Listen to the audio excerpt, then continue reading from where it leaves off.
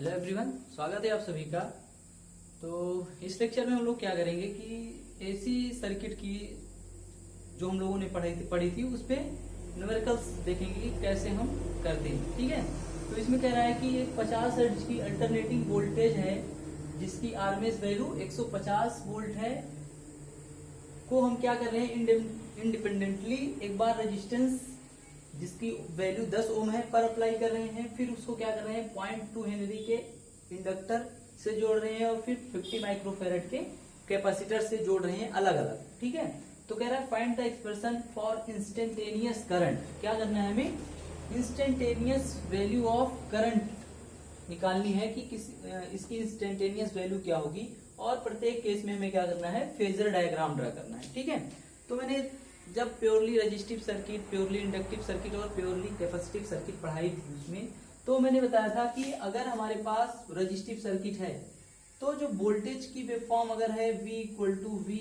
M sine omega t, तो जो current की इक्वेशन होती थी वो I equal to I M और साइन ओमेगा टी होती थी। ठीक है, तो ये जो वैल्यू होती है वो हमारी क्या होती है, इंस्टेंटेनियस वैल्यू होती है किसकी, करंट की। तो हमें इसी को निकालनी है।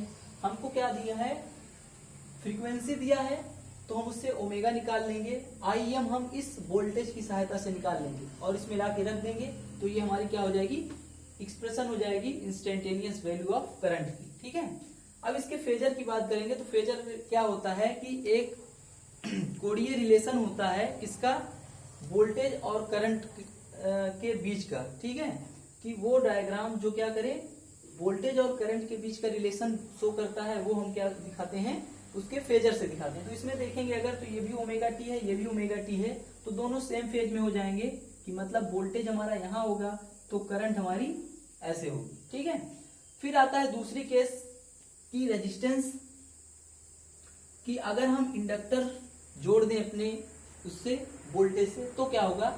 तो उसमें मैंने बताया था कि अगर V equal to V M sine omega t हमारी वोल्टेज की इक्वेशन है, तो जो करंट की इक्वेशन होती थी इंडक्टर में क्या होता है, प्योरली इंडक्टिव सर्किट में जो करंट होती है वो लैग करती है वोल्टेज से 90 डिग्री पे। तो जो करंट की इक्वेशन हो जाएगी वो I equal to I M और ये साइन ओमेगा टी और माइनस पाई बाई 2, तो ये हमारी करंट की इक्वेशन हो जाएगी। अब इसमें हम क्या करेंगे, आई एम की वैल्यू निकाल लेंगे, ओमेगा की वैल्यू निकाल देंगे, इसमें लाके पुट कर देंगे, तो हमारी इंस्टेंटेनियस वैल्यू ऑफ करंट आ जाएगी। ठीक है, अब इसके अगर हम बात करें फेजर डायग्राम की, तो फेजर डायग्राम हमारा क्या होगा, अगर ये वोल्टेज है तो करंट क्या होगा, इससे 90 डिग्री लैगिंग, लैगिंग का मतलब पीछे होगा यहाँ। और अगर हम इसको दूसरी तरीके से बनाए कि ये हमारा करंट है तो वोल्टेज क्या होगा, इससे 90 डिग्री लीडिंग होगा, तो हम इस तरीके से इसको निकाल लेंगे। फिर ऐसे ही हम क्या करेंगे कैपेसिटर वाली केस में, कि अगर हम इसको कैपेसिटर वोल्टेज को हम कैपेसिटर पे लगा दें तो क्या होगा। तो उसमें इक्वेशन क्या आती है हमारे पास, अगर V equal to V M sine omega t हमारा है, तो जो हमारी करंट होगी वो क्या होती है I equal to I M और साइन ओमेगा टी, और इसमें करंट हमारी लीड करती है पाई बाई 2 से, तो ये पाई बाई 2 हो जाएगा। ठीक है, तो इस तरीके से हम इसको निकाल लेंगे। ठीक है, अब इसमें फेजर क्या होगा, फेजर 90 डिग्री से हमारा लीड करेगा करंट ना, तो इसको हम कैसे ड्रा करेंगे, ये हमारा अगर वोल्टेज होगा तो करंट हमारी यहां होगी। ठीक है, तो इस तरीके से हम इसको दिखाएंगे। तो अब हम देखेंगे तीनों केसों का अलग अलग कैसे करेंगे। तो पहली केस में हम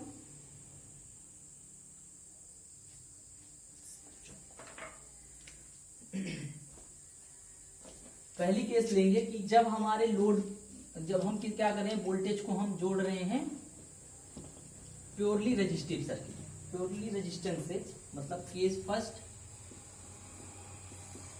क्या है कि जब हम इस वोल्टेज को 10 ओम के रेजिस्टेंस से जोड़ेंगे तो क्या होगा, सर्किट बना लेंगे।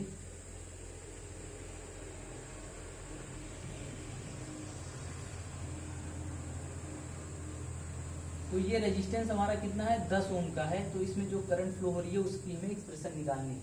हमें दिया क्या है, फ्रीक्वेंसी दी गई है कितना 50 हर्ट्ज, और हमें आरएमएस वैल्यू दी गई है VRMS, कितना दिया गया है 150 वोल्ट। ठीक है, तो जो हमारा वोल्टेज का इक्वेशन आएगा वो आएगा V इक्वल टू VM और साइन ओमेगा t। तो ओमेगा की वैल्यू क्या होती है 2 पाई और f, तो 2 गुणे पाई हो जाएगा, f की वैल्यू कितनी है 50 है, तो ये कितना आ जाएगा 100 पाई रेडियन पर सेकेंड। क्या होगा रेडियन पर सेकेंड, ओमेगा आ जाएगा हमारा। ठीक है, अब क्या करना है Vm की वैल्यू निकालनी है हमें। तो Vm हम कैसे निकालेंगे, हम जानते हैं कि जो RMS वैल्यू होती है VRMS वो क्या होती है Vm बाई √2 होती है। तो हमें क्या पता है Vm पता है, Vm निकालना है, तो Vm बराबर 1.414 हो जाएगा, और गुणे RMS वैल्यू हमें 150 दिया गया है। ठीक है, तो 4 1 किलो, तो यहां से जब करोगे तो ये 0 आ जाएगा, और 15 1 के 15, 15 चौके 60 1 61, 15 1 के 15 6 21, और 2 अंक पे दशमलव, तो 211.5 वोल्ट आ जाएगी हमारी मैक्सिमम वैल्यू। कितनी आ जाएगी 211.5 वोल्ट। तो हमारी जो वोल्टेज की इक्वेशन बनेगी वो क्या बन जाएगी, V इक्वल टू Vm की जगह पे 211.5 और साइन ओमेगा की जगह पे क्या आ जाएगा 100 पाई और t। तो ये तो आ जाएगी हमारी करंट इक्वेशन। हमें निकालना क्या है, वोल्टेज की इक्वेशन आ जाएगी, हमें निकालना है करंट की इक्वेशन। तो करंट की इक्वेशन क्या आती है, I इक्वल टू IM और ये साइन ओमेगा की जगह पे 100 और पाई t, यही होगा। तो IM की वैल्यू हम निकाल लेंगे। IM क्या होगा, IM होगा Vm बाई R। तो Vm हमने निकाल लिया है 211, कितना 211.5, और R की वैल्यू कितनी है 10 है, तो ये आ जाएगा 21.15 एम्पियर। ठीक है, तो हमारी जो इंस्टेंटेनियस करंट की का इक्वेशन होगा वो क्या आ जाएगा, I इक्वल टू 21.15 और ये साइन और हो जाएगा 100 पाई टी। तो ये पहला हमारा रिजल्ट आ जाएगा, आंसर ये आ जाएगा कि जो इंस्टेंटेनियस वैल्यू होगी करंट की रेजिस्टेंस की केस में वो होगी 21.15 साइन 100 पाई टी। इसका फेजर तो मैंने क्या होगा, फेजर ड्रा करेंगे तो फेजर हमारा ये वोल्टेज हो जाएगा, तो इसके फेज में ही हमारी करंट हो जाएगी। तो ये इसका क्या हो जाएगा फेजर, ये हमारा सेकंड आंसर हो जाएगा। ठीक है, तो इस तरीके से हम रेजिस्टिव की केस में वैल्यू को निकाल लेंगे। अब अगले में क्या करना है हमें कि जब हमारा लोड इंडक्टर होगा तब क्या होगी। ठीक है, तो केस सेकंड पे हम लेंगे।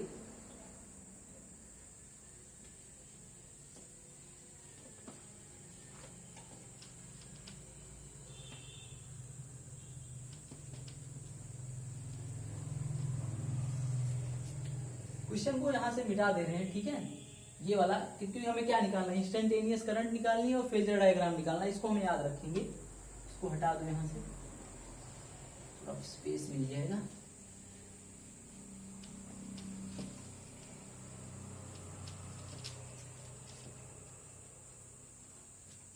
तो क्या कह रहा है केस 2 कि जब हम क्या करें L इक्वल टू 0.2 हेनरी का जो इंडक्टेंस है उसको हम जोड़ें अपने वोल्टेज से, ये हो जाएगा, और इसको हम जोड़ देंगे एक एसी वोल्टेज सोर्स से। इसकी जो वैल्यू है कितनी 0.2 हेनरी है, और ये इसकी voltage V equal to VM sine omega t. ठीक है, तो हमें इसमें जो भी करंट फ्लो होगी उसकी इंस्टेंटेनियस वैल्यू निकालनी है। तो हम पहले वोल्टेज को निकाल लेंगे, V इक्वल टू VM और साइन ओमेगा टी। तो पिछले वाले में हमने निकाला था VM कितना आया था 211.5 वोल्ट। इतना आया था, तो हम यहाँ पे ला के रख देंगे, तो v इक्वल टू 211.5 और साइन ओमेगा की जगह पे 100 और ये पाई टी हो जाएगा। ठीक है, तो हमारा वोल्टेज का इक्वेशन तो आ गया, हमें लेकिन निकालनी है करंट की एक्सप्रेशन। तो करंट क्या होती है, इंडक्टर में लैगिंग नेचर की होती है, तो I इक्वल टू क्या होगा, आई एम और ये साइन ओमेगा टी और माइनस पाई बाई 2 होगा। ठीक है, तो आई एम की वैल्यू यहां से कैसे निकालते हैं, आई एम की वैल्यू निकालते हैं, मैं आई एम है तो जो वोल्टेज होगा उसकी मैक्सिमम वैल्यू होगी, लेकिन अब यहाँ पे जो आता है रेजिस्टेंस में इक्विवेलेंट रेजिस्टेंस का वो आता है एक्सएल। क्या होता है, एक्सएल ना, इंडक्टिव रिएक्टेंस। और हम एक्सएल को निकालते कैसे हैं, एक्सएल का फॉर्मूला डिराइव किया था हम लोगों ने, कितना आया था, ओमेगा इंटू एल आया था। ठीक है, ओमेगा की जगह पे 2 पाई और यहाँ पे एफ की जगह पे 50 है और एल की जगह पे कितना है 0.2 हेनरी, कितना 0.2 हेनरी। तो अब इसको हम सॉल्व कर लेंगे, तो 50 गुना 100 हो जाएगा, ये 20 हो जाएगा ना, 50 गुना 100 और ये 20, इसको जब यहाँ 100 से गुणा करेंगे तो ये 20 पाई आ जाएगा। और सॉल्व करेंगे तो 2 गुणे 22/7, तो ये कितना आ गया 22 गुना 44, 440/7 आ जाएगा। ठीक है, तो जब एक्सेल निकालोगे तो 7 × 5 = 35, 7 × 42, 42 और 3 42 2 44। ठीक है, 42 2 44 होगा, तो 7 दूनी 14 और 6 20, 7 8 56, 7 8 56 4 60 होगा, तो 62.8 ओम आ जाएगा। ठीक है, कितना आ जाएगा 62.8 ओम।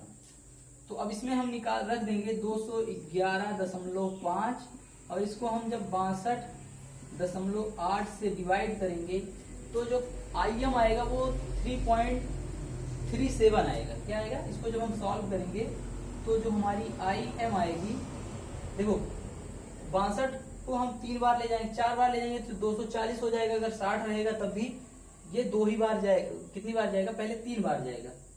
ठीक है, फिर 3 बार जाएगा और फिर 7 बार, इतना एम्पियर हमारी मैक्सिमम करंट आ जाएगी। ठीक है, ये हमारी कितनी मैक्सिमम करंट आ जाएगी। तो अब हम इसकी इक्वेशन लिख लेंगे आराम से। इंस्टेंटेनियस करंट क्या होगी हमारी, I इक्वल टू IM की जगह पे 3.37 और ये साइन 100 पाई टी और माइनस पाई/2, तो ये आ जाएगी किसकी वैल्यू, करंट की इंस्टेंटेनियस वैल्यू आ जाएगी 3.37 साइन 100 पाई टी माइनस पाई/2। अब इसका हम फेजर डायग्राम अगर बनाएंगे तो क्या बनेगा, फेजर डायग्राम बहुत आसान है कि हमारी जो करंट है वो लैग कर रही है वोल्टेज से 90 डिग्री, मतलब वोल्टेज हमारा लीड कर रहा है 90 डिग्री से, ये हमारा हो जाएगा फेजर डायग्राम। ठीक है, अब तीसरी केस है कि जब हम कैपेसिटर को इस पे लगाएंगे तो क्या होगा। अब हम तीसरी केस देखेंगे।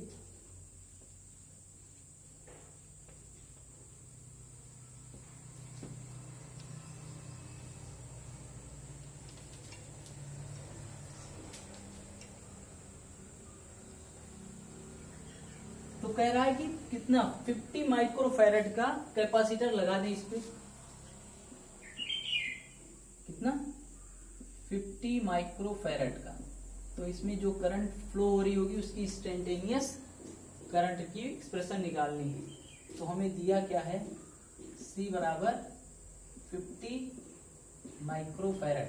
ठीक है, अब क्या है कि जो करंट की इक्वेशन आती है डायरेक्ट लिख लेंगे। क्या आती है, करंट इसमें क्या करती है, लीड करती है 90 डिग्री से, तो I इक्वल टू IM और साइन ओमेगा टी और प्लस पाई/2 हो जाएगा। तो IM की जो वैल्यू निकालेंगे वो कितना आएगी, IM बराबर होती है VM/XC। XC होगा कैपेसिटिव रिएक्टेंस और VM हमने निकाला था 211.5 और XC बराबर क्या हो, XC की वैल्यू हम पहले निकाल लेंगे।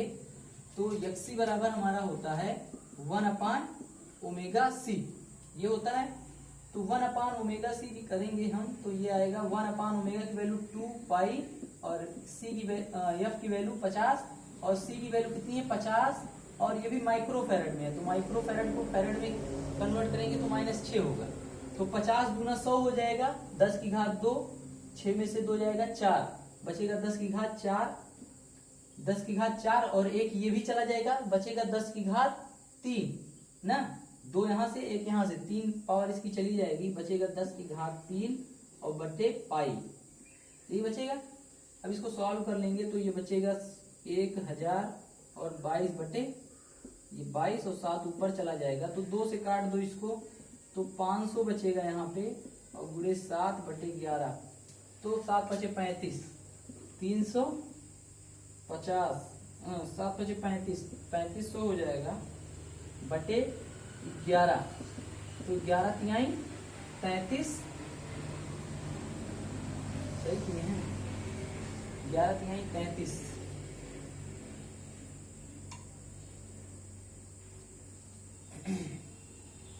11 तिहाई 33 हो जाएगा, 33 2 35 हो जाएगा, फिर 11 1 11 और 9 20, फिर बचेगा यहाँ 90 बन जाएगा, 11 8 88 हो जाएगा, फिर 2 1, तो इतना ओम हमारा आ जाएगा XC, कैपेसिटिव रिएक्टेंस हमारा 31.81 ओम आ जाएगा। ठीक है,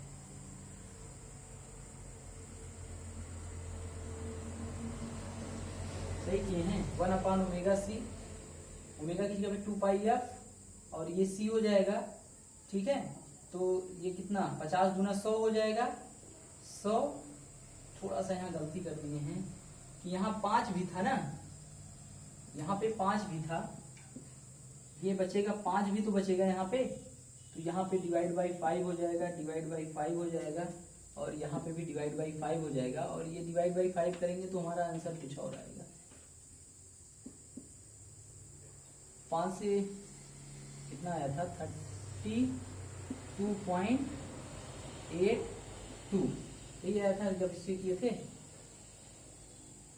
11 3 33, 33 2 35, 33 2 35, 11 1 11, 11 9 11 8 88 और 11 88 और फिर 9 11 1, तो 31.81। फिर इसको हम क्या करेंगे 5 से डिवाइड कर देंगे, तो बचेगा 5 छक्के 30, 1 31, यहाँ पे आएगा ये 5 छक्के 30, 1 31, फिर 5 3 15 और 3 18, 5 6 30 और 5 दूनी 10, 63.62 ओम आ जाएगा हमारा XC। ठीक है, अब हम यहाँ से भी हम क्या निकाल सकते हैं, इसको इसकी वैल्यू यहाँ पे XC की वैल्यू रख देंगे कितना 63.62। ठीक है, तो हमारी जो IM आएगी वो आ जाएगी, जब इसको सॉल्व करोगे तो आएगी 3.33, कितनी आएगी 3.33 एम्पियर मैक्सिमम वैल्यू आ जाएगी। अब हम इंस्टेंटेनियस वैल्यू अपनी लिख सकते हैं कि I बराबर क्या होगा, I बराबर IM 3.33 IM साइन ओमेगा की जगह पे 100 पाई और T और प्लस π/2, तो ये हमारी करंट की इंस्टेंटेनियस वैल्यू आ जाएगी कैपेसिटर की केस में। ठीक है, अब इसका हम अगर फेजर बनाएंगे, फेजर डायग्राम, तो बहुत आसान है। यहाँ पे वोल्टेज हो जाएगा और यहाँ पे करंट हो जाएगी, 90 डिग्री का फेज डिफरेंस हो जाएगा। ठीक है, तो हम इस तरीके से क्वेश्चंस को सॉल्व करेंगे। ठीक है, तो आज के लिए बस इतना ही। नेक्स्ट वीडियो में हम अगला टॉपिक पढ़ेंगे, जो भी क्या होगा हमारा न्यूमेरिकल ही होगा। ठीक है ना, तो थैंक यू।